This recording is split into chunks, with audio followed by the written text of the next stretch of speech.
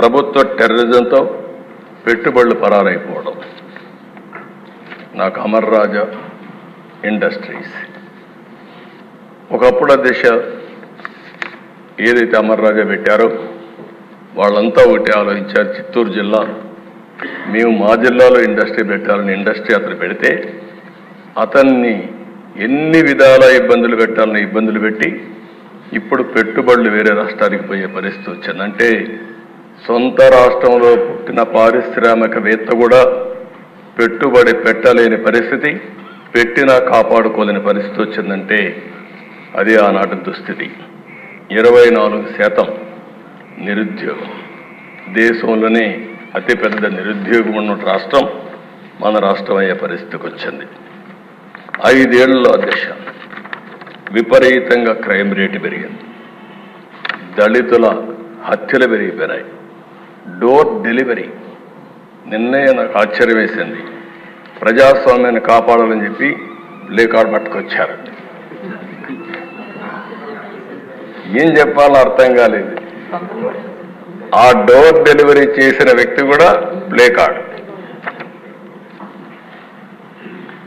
ఇంకొక పక్క దిశ ఎమ్మెల్యేల దాడులు.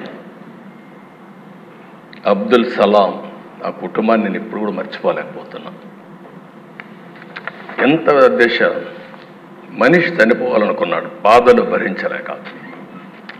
చనిపోవాలనుకుంటే వీళ్ళు మాట్లాడే మాటలిన తర్వాత నువ్వు చనిపోవాలనుకున్నా నిన్ను ప్రశాంతంగా చనిపోని నీ భార్య ఉంటుంది, గుర్తుపెట్టుకో, ఏం చేస్తాం చేసి చూపించమంటే నేను చనిపోయిన తర్వాత నా భార్యని ఏం చేస్తారో అని ఆలోచించి భార్య భర్త ఇద్దరు చనిపోవాలని ఆలోచించుకుని ఇద్దరం చనిపోవాలని మాట్లాడుకుని అప్పుడు మళ్ళీ ఆలోచించి మనం ఇద్దరం చనిపోతే ఈ ఇద్దరు పిల్లలు అనాథలైపోతారు, ఏం చేయాలని ఆలోచించినప్పుడు కాదు నలుగురం కూడా చనిపోవాలని నిర్ణయించుకుని నలుగురు వెళ్ళి రైల్వే ట్రాక్ మీద వాళ్ళిద్దరి పిల్లల్ని కట్టేసి ఆ ట్రాక్ కింద పడి బలవంతం మరణం చేసుకున్నారంటే అది సాధ్యమే. ఎంత నిస్సహాయ స్థితి. ఈ విషయం మనం గుర్తుపెట్టుకోవాల్సిన అవసరం అది జరిగితే పరామర్శించినటువంటి ఆనాటి ముఖ్యమంత్రి నిన్న అదే పార్టీకి ఒకప్పుడు చెందిన ఇద్దరు వ్యక్తులు ఈరోజు ఒక అతను వ్యక్తిగత కారణాల వల్ల చంపితే దాన్ని రాజకీయం చేస్తూ ఢిల్లీకి పోయి ఈరోజు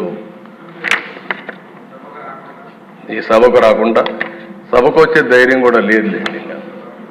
అంటే చేసిన పనులు ఏమైనా ఉంటే చెప్పడానికి వస్తారు కానీ అది చేసే పరిస్థితి వచ్చారు. అధ్యక్ష డ్రైవర్ సుబ్రహ్మణ్యం, డాక్టర్ సుధాకర్ ఇప్పటికి కూడా జ్ఞాపకం. అధ్యక్ష సుధాకర్ ఏమడిగాడు? ఒక మాస్క్. మీ హాస్పిటల్ అధ్యక్ష నర్సీపట్నంలో పనిచేశాడు, one of the best doctor.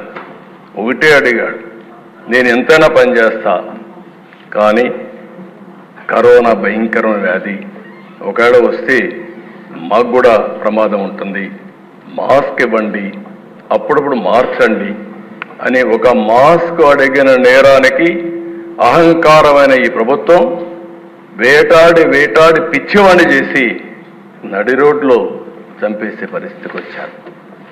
అది చూస్తే చాలా బాధేస్తున్న దిశ. ఒక ఓం ప్రతాప్ వీళ్ళు పెంచిన లిక్కర్ రేట్ల గురించి విమర్శించాడని నెపంతో వాణ్ణి ఏం చేశారు, ఇప్పుడు కూడా దిక్కుదిలిన పరిస్థితి, ఆత్మహత్య కింద క్రియేట్ చేసే పరిస్థితికి వచ్చారు. బాపట్ల దిశ ఆ జిల్లాలో 10వ తరగతి ఏడే అనగాన సత్యప్రసాద్ ఉన్నాడు. 10వ తరగతి చదివే బాలుడిపై అమర్నాథ్ ఆయన చేసిన పని ఏంటి అధ్యక్ష? అక్కని అవమానిస్తున్నారు, ఎకిల్ చేస్తున్నారు. ఆ అమ్మాయి మానసికంగా చాలా బాధపడతా ఉంది అని ఇంటికి వచ్చి చెప్పిన నేరానికి దారిలో పోతా ఉంటే పెట్రోల్ పోసి తగలబెడితే పెట్రోల్ వేసి తగలబెట్టిన వాళ్ళకి రక్షణ ఇచ్చే పరిస్థితి వచ్చారు తప్ప ఆ కుటుంబాన్ని కాపాడే పరిస్థితి లేకుండా పోయింది.